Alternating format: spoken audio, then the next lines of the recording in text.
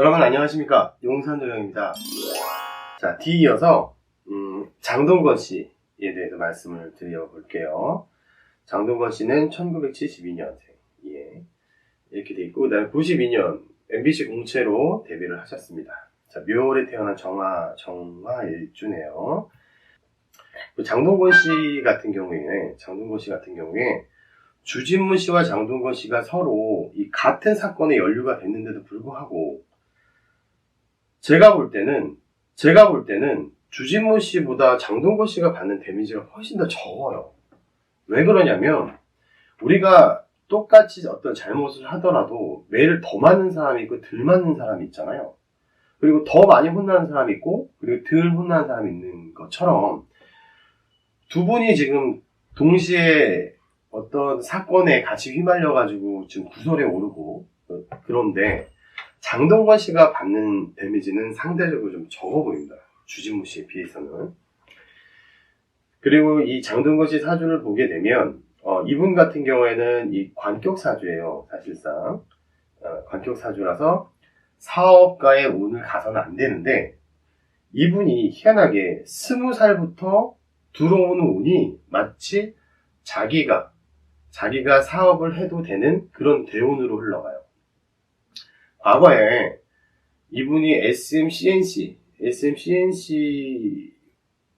이끄는 어떤 대표를 하셨다고 해요. 그러니까 그 SKCNC 소속의 모델분들이 저한테 점을 많이 오셨는데, 그때 이제 동건 선배 내지는 우리 대표님이라고 말씀하실 때 제가 좀 의아해서 여쭤봤더니, 그때 이미 장동건 씨는 그 모델 쪽에 어떤 회사를 갖고 계셨던 였고, 그리고 이것이 나중에 SM하고 이제 합병을 통해서 SNCNC로 이름을 바꿨다고 합니다. 그래서 장동건 씨의 사주를 보고 제가 느낀 게, 이분은 이 시기에 이제 사업의 운이 열렸구나. 특히 30살이 넘어가는 시점부터 이분은 거의 뭐 사업가로서의 어떤 것이 완성되는 그런 시기라고 보시면 돼요. 30살부터. 물론 지금 운도 마찬가지로 사업가의 운인데, 이 40세를 넘어가면서 이제 화기의 기운이 약간씩 이제 떨어지고, 다음 오는 이제 50세의 무신대운으로 가게 되면, 이분 같은 경우에는 지금 어떤 사업적인 영역을 갖고 있는 것이 아마 좀 멀어질 거라고 봅니다. 사업적인 영역으로 좀 멀어져요. 공교롭게도 그때가 2023년이 되겠네요. 장동건 씨는 굉장히 키도 크시고 남자가 봐도 잘생긴 얼굴이신데, 그 성격적으로는 굉장히 꼼꼼하세요. 굉장히 꼼꼼하시고 남성성을 많이 갖고 있는 남자이긴 하지만 여성스러움의 섬세함, 이런 것을 갖고 계십니다. 그리고 이 사업의 영역은 지금 이 시기에는 가능하나 이제 50세가 만 나이가 아니고 50세가 되는 그 시점부터는 좀 사업성과 좀 거리가 좀 멀어질 가능성이 높습니다. 그래서 아마 기존에 하던 사업이 조금 이제 정리를 하던가 아니면 그 대표직에서 물러나는 그런 형태가 될 거라고 봅니다. 자, 일지도화가 있으세요. 일지도화라고 하는 것은 이분이 쥐띠시거든요. 쥐띠가 유금을 갖고 있을 때, 당육자가 사주에 있을 때인데, 그것이 배우자궁이에요. 배우자 일지도화가 있기 때문에 배우자로 인한 뭐 구설도 있을 수가 있겠지만, 기본적으로 일지도화가 있는 분들의 경우에는 연애 결혼을 합니다. 중매 결혼보다는 그 연애 결혼을 하시고, 그 다음에 지금 장동건 씨하고 고소영 씨하고 자꾸 뭐 이혼 위기다 뭐 이렇게 말씀들을 하시는 것 같은데, 사실상 장동건 씨 같은 경우에는 제가 보는 관점에서는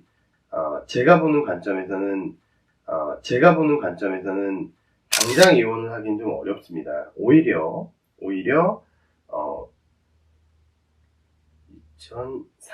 2003년이 될 때 배우자가 조금 이제 불리하거든요. 근데 그 정유일간 자체가 배우자궁에 철을 두고 있기 때문에 그래서 괜찮아요. 그러니까 위기가 있다고 하더라도 잘 넘어갈 가능성이 매우 높습니다.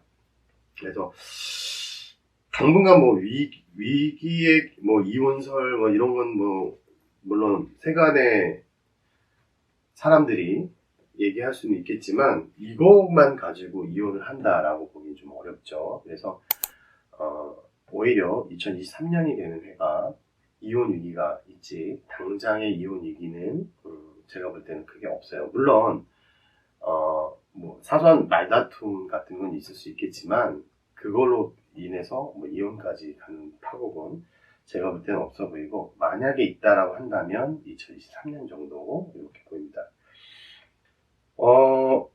장동건 씨가 그렇다고 경자년 올해가 본인한테 좋은 해이냐? 사실 장동건 씨도 올해 그렇게 좋은 운은 아닙니다만 주진모 씨와 비교를 해보면 장동건 씨는 그렇게 크게 데미지를 받지 않고 넘어갈 확률이 높아요.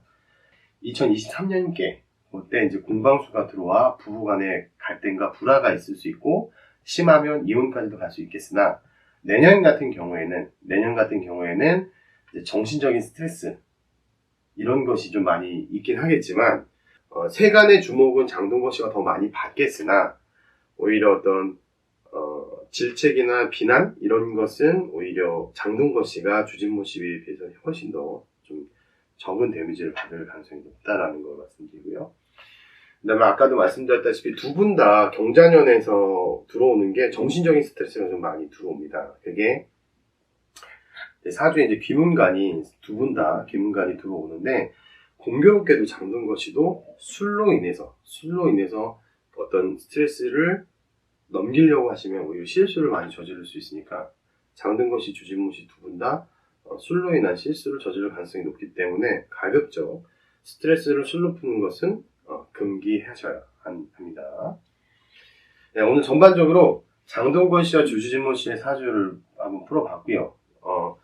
용산도령이 바라보는 이번 사건은 사실 그 이슈나 주목도에 비해서 그렇게 크게 뭐 연예계에서 퇴출되고 더 이상 활동을 안 하고 이렇게는 보지는 않습니다.